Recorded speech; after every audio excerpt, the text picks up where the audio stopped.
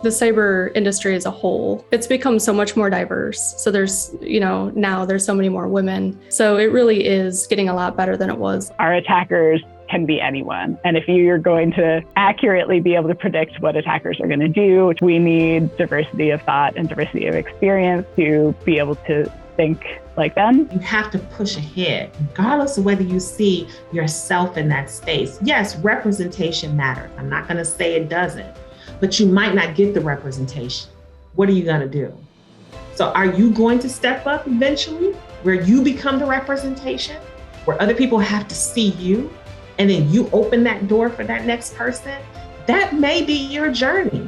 Not letting my own thoughts of being the only woman in the room bring down what I'm trying to do. Letting that stuff in your head, you can't let it get there, because it's any good NBA players or what have you. They miss a shot, they have to come back and make that next shot. They can't be worried about the last one, right? Or else game's over, right? So same mentality has helped me. The recruiter told me that I should get into cybersecurity because there wasn't enough women in it and I'd make a lot of money, and he was right.